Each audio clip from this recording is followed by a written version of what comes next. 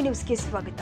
City ರವಿಗೆ ರಾಜ್ಯದಾದ್ಯಂತ ಹೊರಹಾಕಿ ಸಂಭ್ರಮಿಸ್ತಾ ಇರುವುದು ಏನು ದೊಡ್ಡ ಸಾಧನೆ ಮಾಡಿದ್ದಾರಾ ಎಂದು ಮಹಿಳಾ ಮತ್ತು ಮಕ್ಕಳ ಕಲ್ಯಾಣ ಇಲಾಖೆ ಸಚಿವೆ ಲಕ್ಷ್ಮೀ ಹೆಬ್ಬಾಳ್ಕರ್ ವಾಗ್ದಾಳಿ ಮಾಡಿದ್ದಾರೆ. ಸೋಮವಾರ ಬೆಳಗಾವಿಯಲ್ಲಿ ಮಾತನಾಡಿದರು. ಹೆಣ್ಣಿಗೆ ಅಪಮಾನ ಮಾಡಿದ ಸಿಟಿ ರವಿ ಪರ ಬಿಜೆಪಿಗರು ನಿಂತಿರುವುದು ದೊಡ್ಡ ದುರಂತ. ಅವರು ನನಗೆ ಹೇಳಿರುವ ಪದ ತಮ್ಮ ಆತ್ಮಸಾಕ್ಷಿಗೆ ಕೇಳಿಕೊಳ್ಳಲಿ ಎಂದಿದ್ದಾರೆ. ಬಹಳಷ್ಟು ಸ್ವಲ್ಪ ನೋಡಕ್ಕೆ ಯಾಕಂತಂದ್ರೆ ನನಗೆ ಒಂಥರ ಶಾಕಿಂಗ್ ನ್ಯೂಸ್. ಯಾವತ್ತೂ ಕೂಡ ಯಾರ ಕಡೆಯಿಂದ ಸರಿದ್ರು ಅಂತ ಅನಿಸ್ಕೊಂಡಿಲ್ಲ. ಯಾಕಂದ್ರೆ ಅನ್ಯಾಯದ ವಿರುದ್ಧ ಹೋರಾಟ ಮಾಡಿಕೊಂಡೆ ಇಲ್ಲಿವರೆಗೆ ಬಂದಿದ್ದೀನಿ.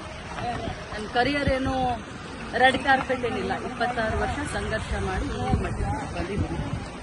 ಆದರೆ ಬಿಜೆಪಿಯ ಎಲ್ಲ ನಾಯಕರನ್ನ ನೋಡಿದ್ರೆ ನನಗೆ ನಿಜವಾಗ್ಲೂ ಒಂದ್ ಕಡೆ ಅವ್ರ ಬಗ್ಗೆ ಮರಕ್ ಹುಟ್ಟುತ್ತೆ. ಇನ್ನೊಮ್ಮೆ ಹೇಳಬೇಕು ಅಂದ್ರೆ ನಾಚಿಕೆ ಆಗುತ್ತೆ.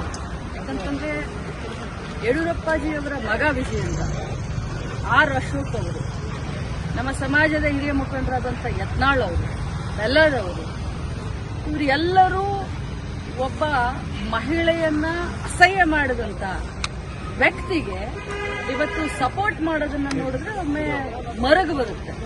ರಾಜಕಾರಣಕ್ಕೋಸ್ಕರ, ತಮ್ಮ ಪಕ್ಷಕ್ಕೋಸ್ಕರ ಬಾಯಿ ತೆಗೆದ್ರೆ ರಾಮ ರಾಮ ರಾಮ ಅಂತ ಹೇಳುವಂತ ಬಿಜೆಪಿಗೆ ಇವತ್ತು ನಾಚಿಕೆ ಆಗಬೇಕು. ಹೇಳಿದ್ದು ಅವರು, ಅನಿಸ್ಕೊಂಡವಳು ನಾನು. ಇವತ್ತು ಇಡೀ ರಾಜ್ಯದಲ್ಲಿ ಹಾರ ತುರಾಯಿ ಹಾಕಿ ವೈಭವೀಕರಣ ಮಾಡಿಸ್ಕೊಳ್ತಾ ಇದ್ದಾರೆ ಸಿಟಿ ರವಿ ಅವರು. ಅವರಿಗೆ ಆತ್ಮ ಸಾಕ್ಷಿ ಅಂತ ಏನಾದ್ರೂ ಇದ್ರೆ, ಅವರು ತಾಯಿಯ ಮಗ ಆಗಿದ್ರೆ, ಅವರ ಹೆಂಡತಿ.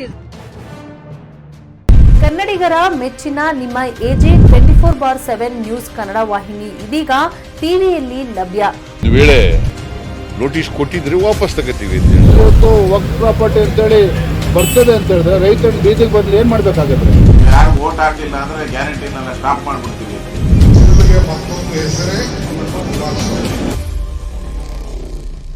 ಕರ್ನಾಟಕ ಮತ್ತು ದೇಶ ವಿದೇಶ 360 ಡಿಗ್ರಿ ಸುದ್ದಿ ಹಾಗೂ ಉತ್ತರ ಕರ್ನಾಟಕ, ಬೆಳಗಾವಿ, ಬಾಗಲಕೋಟೆ, ಧಾರವಾಡ, ಹಾವೇರಿ, ಗದಗ, ಬಿಜಾಪುರ ಜಿಲ್ಲೆಯ ಕ್ಷಣ ಕ್ಷಣದ ವಿವರವನ್ನ ಪಡೆಯುವುದಕ್ಕೆ ಎಜೆ 24/7 ನ್ಯೂಸ್ ಕನ್ನಡ ವಾಹಿನಿಯನ್ನ ಲೈಕ್ ಮಾಡಿ, ವಿಡಿಯೋಗಳನ್ನ ಶೇರ್ ಮಾಡಿ, ಕಮೆಂಟ್ ಮಾಡುವ ಮೂಲಕ ನಮ್ಮ ವಾಹಿನಿಗೆ ಸಹಕಾರ ನೀಡಿ ಮತ್ತು ಚಾನೆಲ್ ಅನ್ನ ಸಬ್ಸ್ಕ್ರೈಬ್ ಮಾಡಿ.